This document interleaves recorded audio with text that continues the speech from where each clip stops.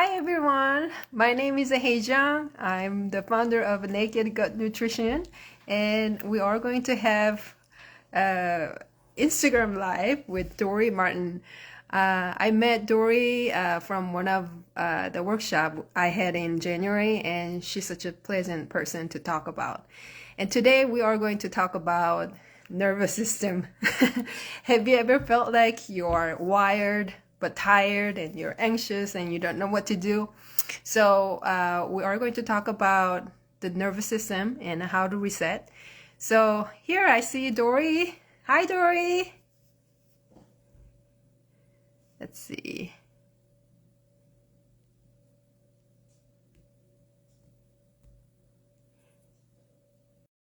Hopefully we can see her soon.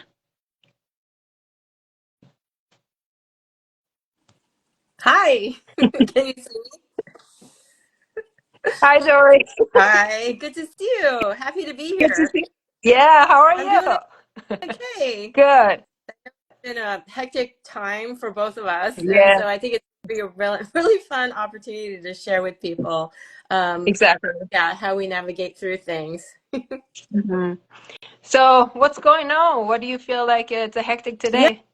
yeah. So we had a marriage in our family. My oldest Mm. son got married, and it was something that was happening pretty quickly, and so we ended up going. I ended up going to the East Coast. I'm in California. So there's that whole time zone thing. I'm not somebody who's, unlike you, I haven't traveled very much. So you know what I'm talking about when I mention time zone. And Definitely. it shakes up Yeah. your reality and your nervous system and everything is confused. Your Yes. circadian rhythm is bounced off. And then just some good opportunities. So good stress. But it's just, when you've already gone into the situation a little bit behind the ball in terms of rest and recovery, it just takes a little bit to get back on track. So that's what I've been having gone on. But it's mostly good stuff, but still adjustment. How about you? Yeah. I mean, good stress is good sometimes, but we need adequate time to relax and reset our nervous system. I've been really busy, just juggling between work and, seeing clients and running my business. As you know, it's just kind of hectic. You're wearing, multiple hats on your head. So, but it was good stress for me as well. And this week, actually, I felt really that my muscle of nervous system is getting stronger. What I mean by that, like when you go to gym, your muscles are getting bigger, right, with practice and more workouts. The same thing with the nervous system. I think the more you practice, the more you get efficient, and your body respond quickly with your tools. So I felt pretty good about it, even though I was feeling like my nervous system kind of revved up, and I was like, I'm running like 100 miles per hour, but I definitely had time to relax, and it was a really good practice. So I feel good about that. Fantastic. So you were saying Yeah. that you felt like you had more capacity. Can you kind of talk about what that looks like for you?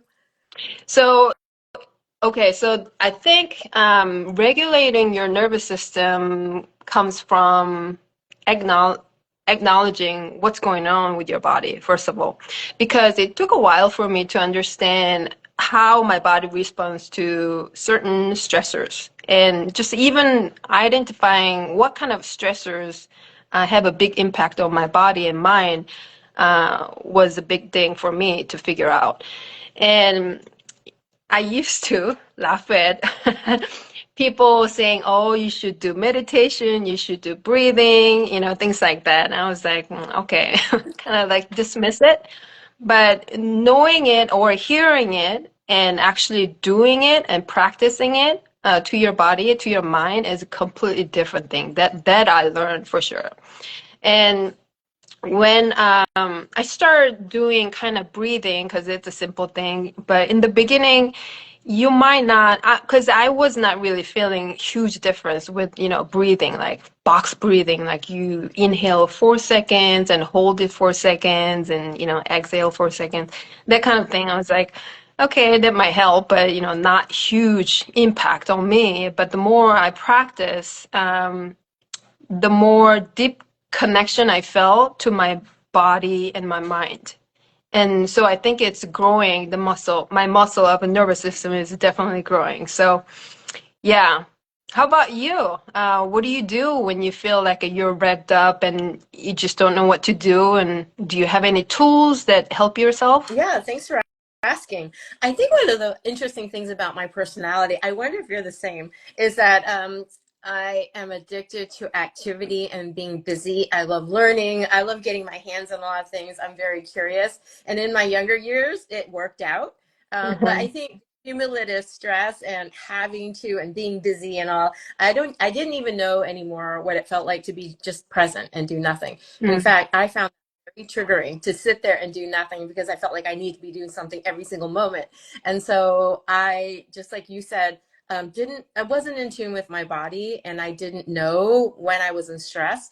And I didn't know that I got habituated with creating a sense of like busyness and have to. And if it got a little bit quiet, I found something else to do, or I took a yet another course or program, or found somebody that really needed some help and ran after that. And so for me, I've learned that, well, I'm in burnout. It's like everybody's got something that's their Achilles heel. And I realized that when you have gotten into that state of burnout, it's sort of like a pathway that's well worn, and so it's easy to fall back into that. Hmm. And because to me it feels exciting and fun to load things up on my schedule, I've learned that there are certain tells that I have. Like I don't recover, or my energy just kind of dumps, or things that seem to be not a big deal turn out to be a big deal, or I feel super irritable, and whatever I think is causing it isn't the reason. I just am irritable. That's a state of being. And so with what you said, one of the things I realized is that I have got all these signals that show that I'm not functioning on all cylinders. And it just doesn't get better until you do something, basically Right. slow down. And so a lot of things for me is to sit and do nothing, like basically sit in the sunshine, circadian rhythm, like what I was saying, that really threw off. And I was really on a rigorous routine, that all or nothing thinking, like if I can't do all of this for an hour or two a day, it doesn't count. And so now I cycle things in. And I know you and I talked about this, because I think we're on the same page about a lot of things. Is like make it throughout your day. It's not like you get this one shot at one time in the day, and if you don't do it, you screwed up. And so I do try as much as possible to get outside in the morning sunshine and throughout the day. I usually have an app called Circadian that reminds me. It just sort of says, "Oh, today now you've got the UVA light. Now you've got the UV. Like get outside." Um, so that really helps. And just like you said, my go-to is breath work, because you can do it at any time, and Hmm. it's something that just is done throughout the day. And like you said, it's like a muscle, and it's also dose dependent. Like the more you do it, the more your body responds to Yeah. it. And Yeah. yeah, it by default, doesn't it kind of make you pay attention to your body? Because if you're shallow breathing, then you're not, like, you're signaling to your body that something's not okay. So when you slow down your breathing, it signals to your body that in your nervous system, you're safe, everything's good. And yeah, so I think just dosing these things throughout the day. And like you said, you might not immediately feel it because you're so overwhelmed. You just threw a pebble in there and expect everything to turn around. But the more you remind your nervous system what it feels like to be calm, the more it understands that it needs it, but also gets you there. So Yeah. that's the skill. So, and I think with you too, I like collecting practices. Like, oh, here's something. It's like a pearl. I guess it goes to our like ongoing love of learning, and so I like to learn a lot of different Yeah. ways, right? So speaking of, constant learning, actually, I talked about this with my husband the other day. I just love learning and just helping other people because do you know why? Because we get that dopamine hormone pumping out of our brain, and that's why you don't want to stop because it makes you so happy. Hmm. So yeah, I understand where they're coming from. Speaking of breathing, I was one of the people that kind of dismiss the powerful impact of a breathing. And actually, I think I didn't know what to do with it. Just the breathing. And later on, the more I practiced, I noticed that I caught myself that under stress, I don't breathe. Like I was holding breath. Like I actually cut myself, and that was a big moment for me. And I actually talk about this with my counselor, because she asked me like, can you find like some body awareness symptoms or signs that under when you're under stress? Can you find a couple of things that you notice? And the funny thing is that there's two things that I noticed. One, that I was a shallow breather. And sometimes I just hold my breath under stress.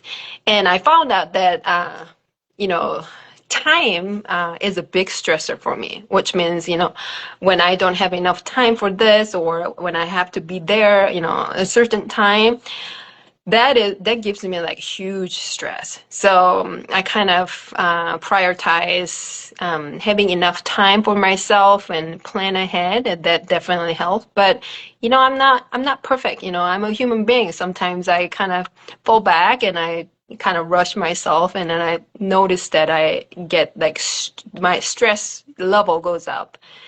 Um, so aware of what is going on, what triggers your stress is really big thing. And the other thing is that I noticed was that when I'm under stress, guess what? My legs feeling jello. Mhm. Have you ever felt that way? Yes, well, it's like, yeah, totally. Or numb, just checked out. Or I, Exactly. Yeah. uh, I used to say I'm really good at dissociating. Like emotionally, I just feel flatlined and pushed through. So, Yeah. but Yeah, me the too. sensations. But I thought that was kind of very interesting finding for myself that once I have a stress, that first sight of my body that feels that stress, it was my legs. So ever since, when I feel that way, like I get like tighter mode, like with my legs and holding my breath. And once I catch that myself, I just try to it's a time to slow down, open your posture, open your chest, breathe. It's okay. It takes less than 1 second that you take a big breath. So that kind of helped me. And maybe that's just a very like small thing, but I don't know, maybe because some people, a lot of my clients, they don't even know what make them stress. Like they think they don't have a stress, but is that true?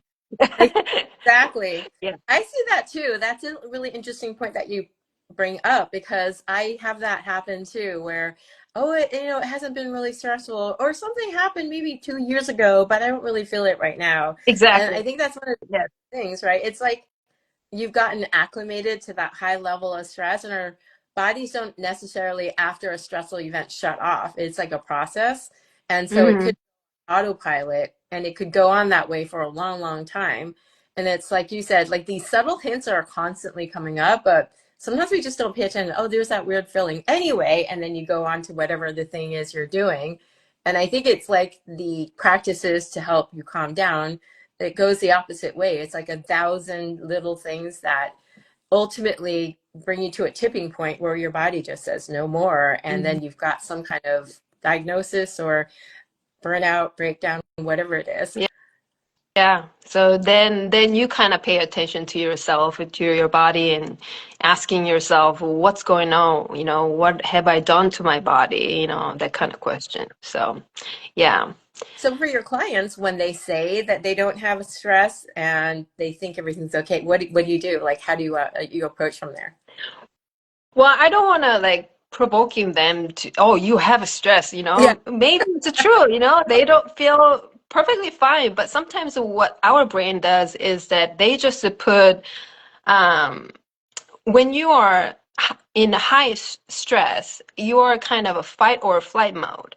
So you are looking for some survival mode. So food or, something important. Then your emotional stress or your financial struggles that your brain kind of try to protect you and put you on a survival mode. So they kind of try to put those emotional stress at the back burner. Hmm. You know what I mean? Yeah. Yeah. So you're like, oh, there are things that I need to, do right now, and I can deal with that later on. So I don't want to tell them, hey, you have a stress, but I try to teach them there are different type of stress, not just stress. We are talking about emotional stress that you have at work, or emotional stress that you have from your finance issue or anything like that. But sometimes physiologically, if you have food sensitivity in your gut, that can create stress whether you feel or not. You know what I mean? So I try to kind of educate them. Different kind of stress can increase your stress level whether you feel or not, and then um, asking them to think a little bit more about stress and basically study about their body. And some people respond well with that kind of question because it's kind of sensational. Nobody asked them like, what do you feel like? Or what is a big stressor for you? And people don't think about it. We don't really think about it until, we really get into like, rabbit hole like us. So For sure. yeah, that's what I do. How about you? Do you have clients that they think they don't have a stress, but, Yeah, so yeah, yeah. what do you do? Yeah. For sure. I mean, I do have that happen, which is really interesting. Well, one of the things is like often when a person comes to you and there's like a serious chronic health condition, something stressful is happening. As you said, there's more than one source of stress. There's biochemical, psychological, situational, environmental, food Yeah. related. I mean, different things. And so we go over different kinds of stress. And I also like to give an intake form and talk about when did this start, whatever the chronic Mhm. health condition is. And the thing is, I know you and I are really like we love the hair tissue and mineral analysis. And so if they happen to run the lab, we can actually show them through the language of minerals how stress is showing up and how Right. they're through the minerals in their bodies, or it could be at 4 lows. So that means that's been there for a while. And there are different things in the patterns that show up that tell Yeah. us. And so Yeah. sometimes just need the data and be able to see like, well, let's reverse engineer which kind of stress you're under, just because Exactly. if you state there is some kind of stress happening, and then you open the door to, are there any kinds of emotional stressors that happen? Mm. For a while, I was dealing with people with cancer, and within like 5 years, sometimes Mm. 10, 5 years, something Right. catastrophic happened. It's just one of Right. those. And so I, at some point, connect the dots to the mind body, or I share stories. And then sometimes they say, oh, yeah, that makes sense. And that happened, or, things like that. So, Yeah. but right, they usually start with, no, I'm feeling fine. So Yeah. they realize it was stressful, and now they just kind of got acclimated, but it's still stressful. They've gotten really good at functioning despite it. And Yeah. so I think that's interesting. Yeah. I think sometimes people don't want to have more stress, admitting that they have a stress. So it's kind of self, defense mechanism. But it is important to acknowledge, and if it's a stressful, it's okay to say, "Oh, that was a stressful." So you kind of, I think that's the way of respecting your body and kind of communicating honestly to your body, to your mind, and that's when body-mind connection can start.